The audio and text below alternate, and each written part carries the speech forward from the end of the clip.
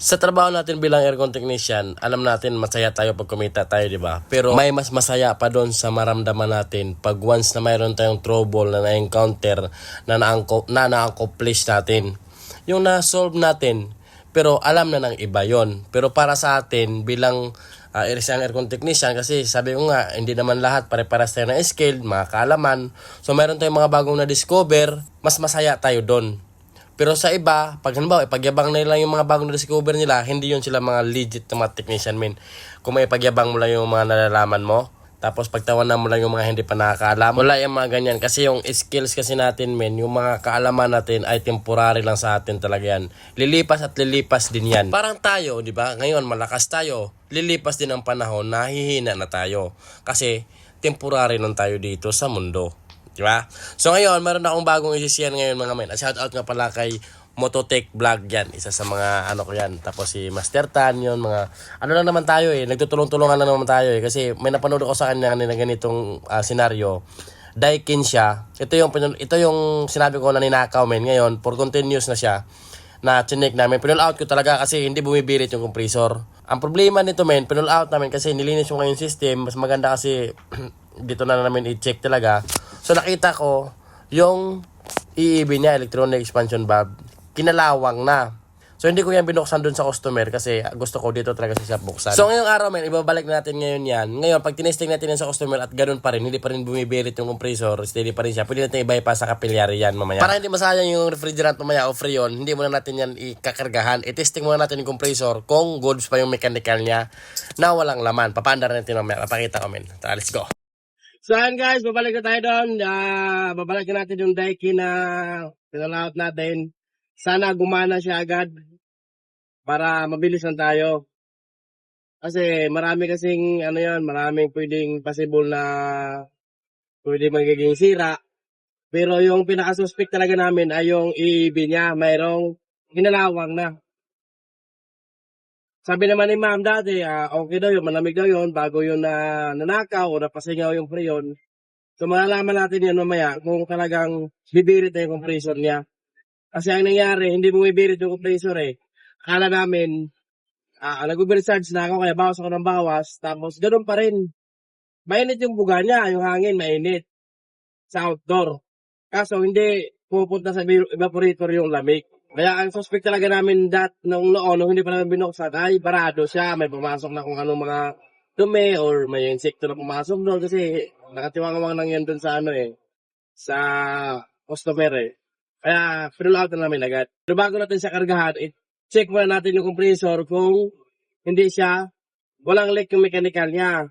Kung goods ba. Kasi pag kinargahan natin kasi agad ng refrigerant tapos may pala yun, may problema pala yung compressor. So sayang lang yung freon na nailagay natin. So pwede natin siya i-check na wala pang laman yung system niya para all goods lahat ba. So that's done na tayo guys. Dito na tayo sa customer. Babalik na natin yan. Okay na. Testing natin yung compressor yun bago natin kargahan ng freon o vacuum. Check muna natin kung may leak na yung mechanical na sa loob. So nakabukas lang yan. Nakalagay yung low side, yung high side nakatanggal, pero yung gauge nyo dito na salpak sa high side. Tapos paandarin nyo, bukas lang din yung valve.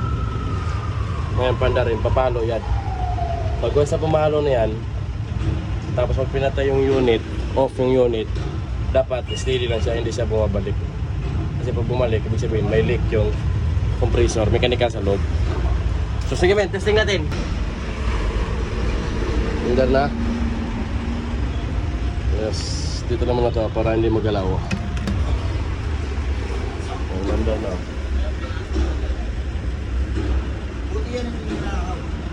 Ikot na. Ayan, umakyat na yun siya.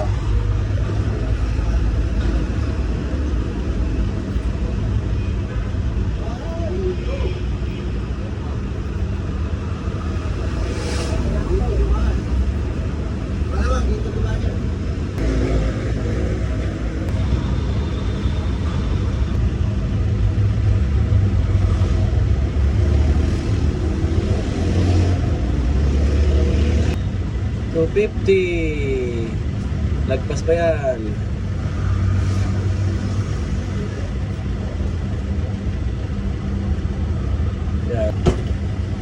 100. 100 lang.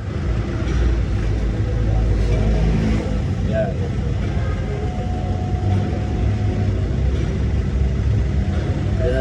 Tumaas pa, oh. Sige na, patay mo na lang. Hindi, yung unit mo daw, ito. Patay. Yun, namatay.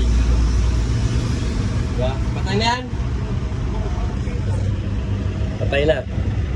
So, steady lang siya, ayan, oh. Hindi siya bumaba.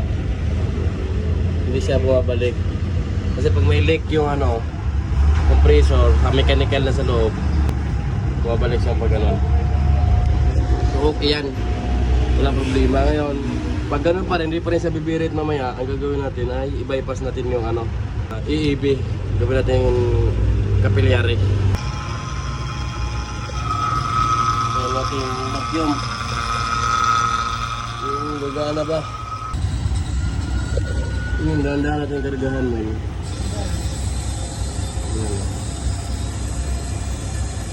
Dahan-dahan lang. Ang nangyari kasi dati, kargahan mo siya, steady lang siya sa 200. Pag kargahan mo, ganda talaga siya. Ngayon, pag binawasan mo naman siya ng karga, siyempre bawasan mo siya. Kasi akala mo overcharge na, buwa pa sa 50, 100, tapos babalik din agad sa 200. Hindi talaga siya parang hindi normal yung niya. Yun, nandaan na rin siya natunaw. Karga natin, pa lang, 75 pa lang. Kulang pa. Pero ang ganda ng lamig niya. Hindi agay natin na ito lang yung malamig, kasi ito hindi. Kaya hindi na namin binuksan dito eh. Talagang pinulaut ko na para matutukan talaga dun sa shop. Yung problema. Kasi nga, di ba? Galing siya na, ninakaw, yung mga copper, di natin alam ano nangyari doon. Maganda doon pag sa shop para kompleto na, may nitro na, may pang-plastic na gamit. Sakali may mga nagbara. So, didagan pa natin konti. Kulang pa. 135, 140, pwede na yan sa R32. Yan, gumana na siya. Malamig na. 150.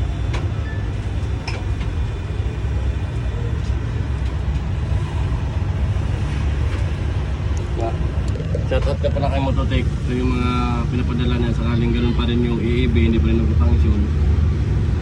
Naluloko pa rin. Pwede siyang i-bypass sa capillary yung EEB niya. Pero nakasalpak pa rin yung sakit. Pero nakahagod. Pero hindi na nangyari kasi nag-booking na eh. So, kung emergency lang ito mga ganito. Maka-actual ba?